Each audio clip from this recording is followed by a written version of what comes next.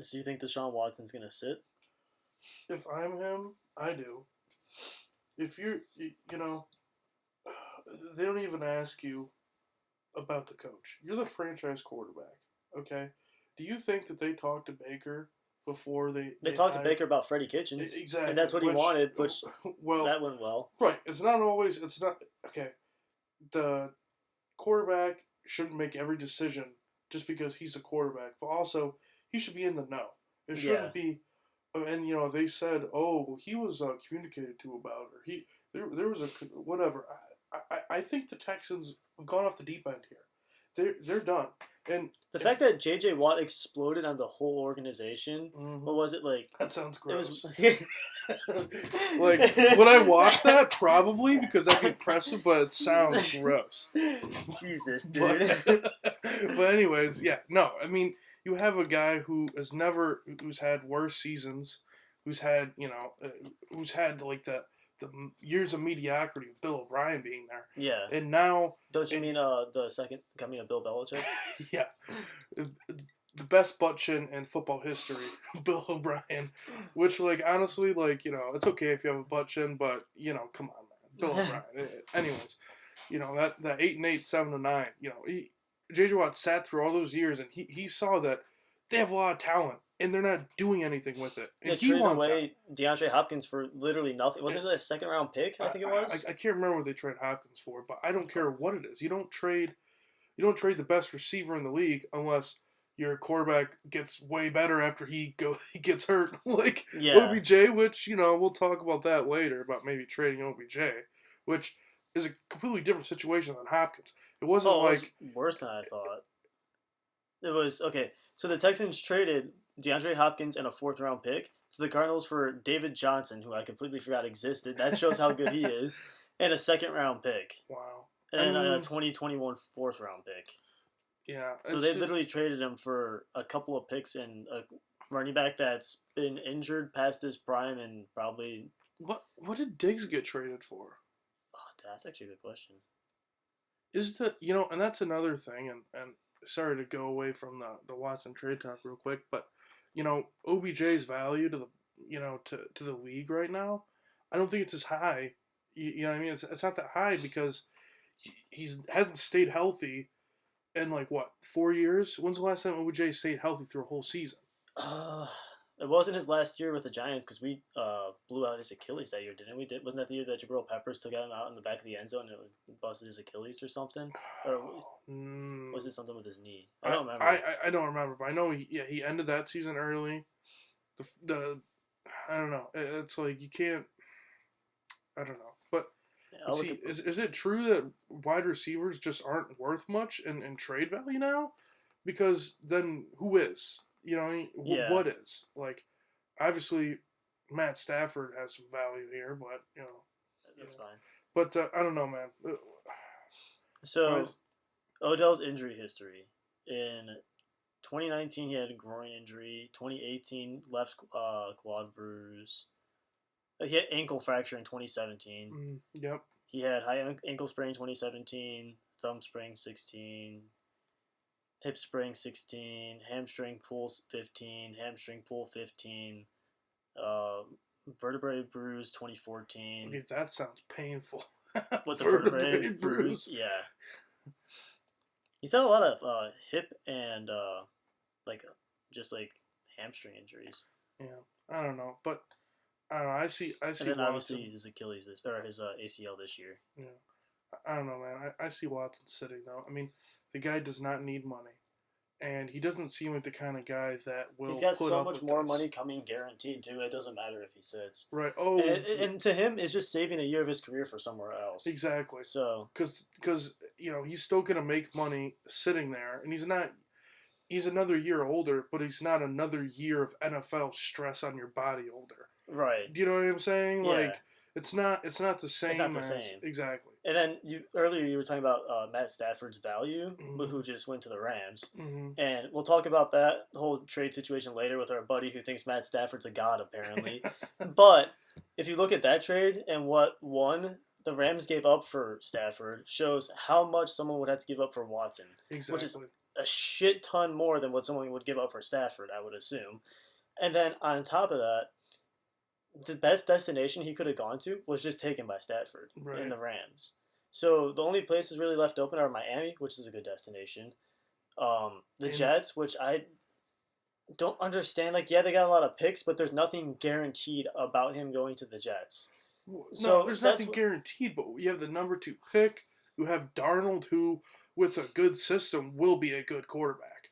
Not that the So Lions you're will ever saying have a good system, but I mean, I don't think Adam Gase is the best way. Like, look at Baker with Freddie Kitchens versus Baker with versus Kevin Baker with Stephen Stefanski? Stefanski. If you put Honestly, look at Baker with Freddie Kitchens versus Stefanski and who was our interim head coach? Williams, Yeah, Greg he Williams. He blitz was everybody, dude, but he was blitz still everybody, he blitz was everybody. good with the defensive head coach. The second half of his rookie season, he played really well. Well, there was a lot of talk that the quarterback coach, I think was it the quarterback coach?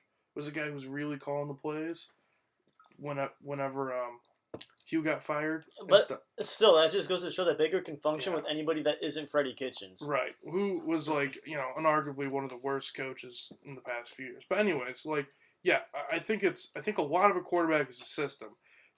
Obviously you put Tom Brady in the worst system, he's still gonna be a good quarterback, but I think that's a rarity. I think you have to have a good system and a good quarterback to look great. Right. And if you're Sam Darnold and you have Adam Gase is he was a quarterback whisperer. Well, no. Okay. Clearly not. Obviously Dude, not. he couldn't do anything with Ryan Tannehill, who's playing great in Tennessee right now, Mhm. and he made Sam Darnold regress. Right. Exactly. You can't be good. And also, Sam Darnold, while he hasn't done anything yet, he shows flashes of just looking like maybe not like a top 10 quarterback, but at least a top 15. He does some special things every once in a while that says like maybe top 10 talent, but Well, he's no Trubisky. yeah, he's no. better than Trubisky. You can see that he can get better. Yeah. At least to me, it looks like he can get better. And I see. I don't know. I think that's the Jets' best option. You throw that second overall. You throw Darnold, and then next year's second, and maybe the year after that second, or this year's second, and you have so many first round, second round picks coming up. It doesn't matter. You well, still have a good it's amount not of that picks it doesn't anyways. matter, but it's like look what Watson did in a terrible situation. Yeah. You know what I mean? He almost beat the Chiefs was it 2 years ago? Yeah, I can't remember. That's a long time ago. A lot of I don't know. It could have been last year. What I'm saying though is that the thing about the NFL is you can't go anywhere without a good quarterback unless you have the best defense in the league, like the Rams. And now that they have, Right. I mean, It was the 2019 playoffs. Mm. Deshaun Watson is also the only quarterback in the AFC right now to beat the Chiefs.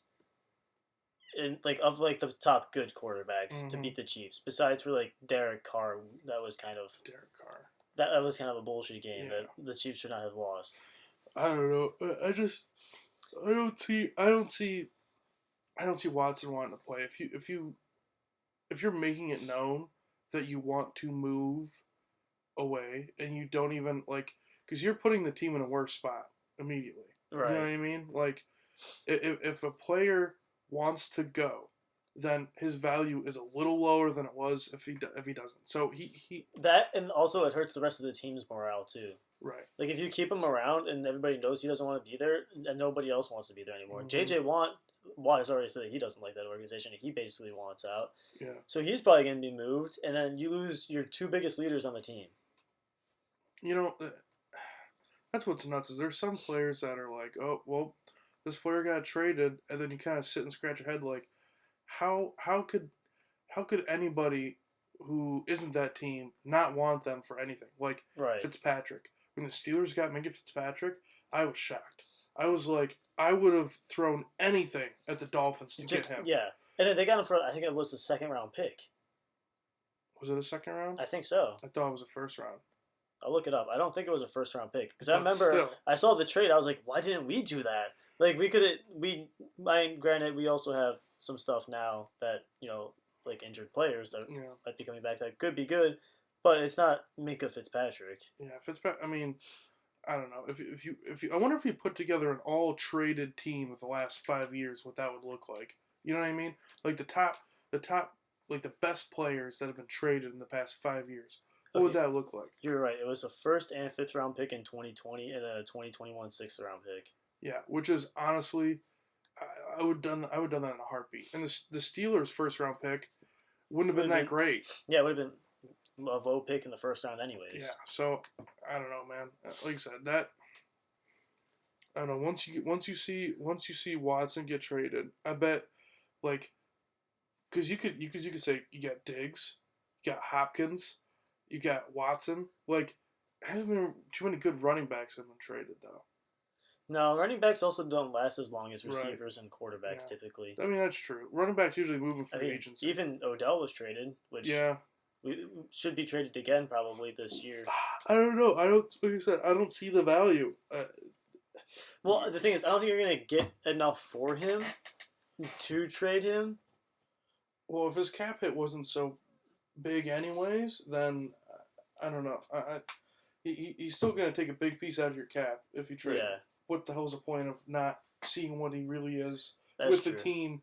Actually, like, because that's the problem. Everyone's like, "Oh, look at how good Baker played after OBJ left or after OBJ got hurt." Like I said, and I think I said it last time. Well, I'm gonna say it again. It's all about they're finally getting chemistry. Is around that time. It shouldn't have taken this long to get chemistry, but you could also go back to the fact that Freddie Kitchens and the team was just an organizational mess last year. Just think of like COVID, like. You know, there was no real training camp. There were no real OTAs. There was no preseason games. There was no like normalcy and a lot of Zoom shit. There was no real like the practice time. I wonder what it really was in hours versus a real season in this COVID season. You know, you put them next to each other.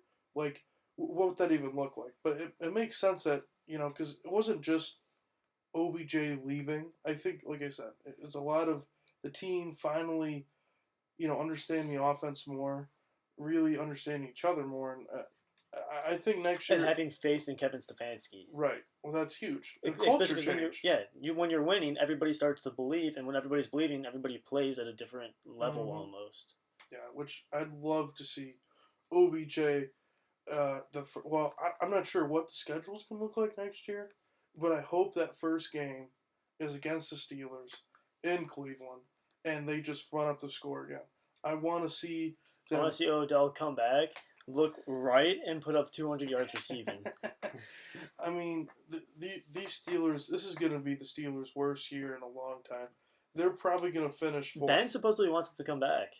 Yeah, and they told him that he even said that he'd be open to like restructuring his contract, so he didn't take as big of they wouldn't be able to pay anybody else $41 million next year until they restructure.